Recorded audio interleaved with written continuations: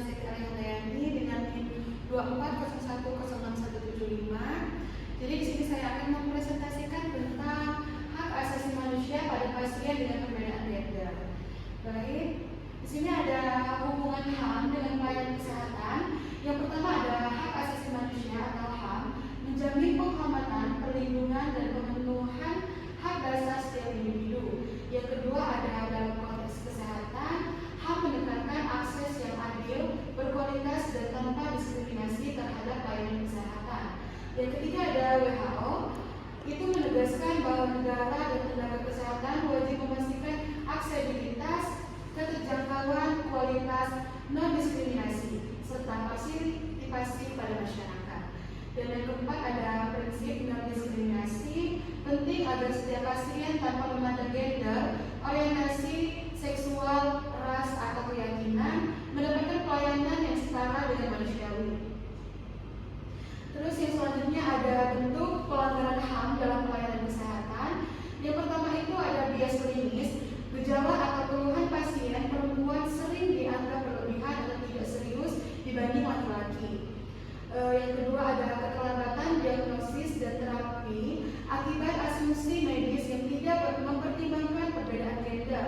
Yang ketiga ada pembatasan akses layanan kesehatan reproduksi bagi perempuan seperti konsep kontrasepsi dan perawatan pasca persalinan.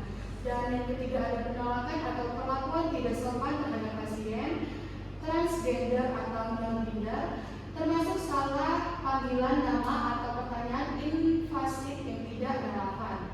Yang kelima ada kekurangan pelatihan tenaga medis tentang kesejahteraan gender sehingga meningkatkan risiko diskriminasi dan pelanggaran HAM pasien. Selanjutnya itu ada dampak pelanggaran HAM dalam pelayanan kesehatan. Yang pertama ada penurunan kesehatan fisik akibat keterlambatan diagnosis dan pengobatan karena bias gender. Yang kedua ada gangguan kesehatan mental seperti kecemasan, stres, atau depresi akibat perlakuan diskriminasi diri tenaga medis. Dan yang ketiga ada kesenjangan akses pelayanan kesehatan, terutama terhadap perempuan dan kelompok gender minoritas. Dan yang keempat ada hilangnya rasa percaya pasien terhadap sistem kesehatan, membuat sebagian pasien enggan mencari perawatan medis. Dan yang terakhir ada pelanggaran terhadap prinsip keadilan dan martabat manusia yang menghambat terwujudnya pelayanan kesehatan yang setara dan eksklusif. Selanjutnya ada praktik berbasis HAM dalam pelayanan kesehatan. Yang pertama ada pelatihan tenaga kesehatan. Yang kedua ada diperlukan untuk meningkatkan kesadaran terhadap bias gender yang tidak disadari atau unconscious bias, serta memperkuat pemahaman tentang pasien. Yang ketiga ada integrasi perspektif gender dalam kebijakan. Dan yang keempat ada semua kebijakan dalam program kesehatan harus menjamin akses dari manfaat yang setara bagi laki-laki, perempuan, dan kelompok gender. Dan yang keempat ada pendorong klinis berbasis bukti, evidential based. Dan yang kelima ada protokolisasi produser medis dapat menekankan kesenjangan pelayanan medis, pasien laki-laki dan perempuan. Yang keenam ada pelibatan komunitas dan pelayanan berbasis perempuan. Yang ketujuh ada pendekatan kolaboratif antara tenaga kesehatan, klinik dan masyarakat, meningkatkan efektivitas intervensi berbasis gender. Yang kedelapan ada pemantauan dan evaluasi berkelanjutan.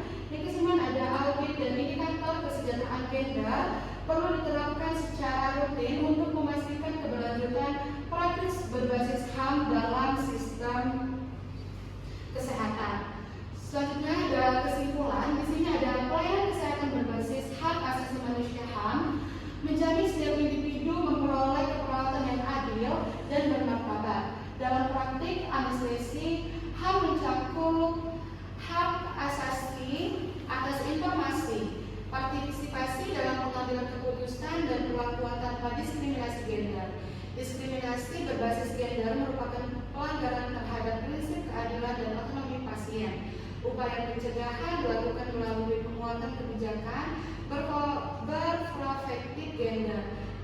tenaga medis dan perawatan berkelanjutan terhadap praktik pelayanan dengan penerapan prinsip kesejahteraan dan penghormatan hak-hak pasien. Pelayanan kesehatan akan semakin berorientasi pada kemanusiaan dan keadilan sosial. Baik, itulah presentasi dari saya. Saya akhiri. Wassalamualaikum warahmatullahi wabarakatuh.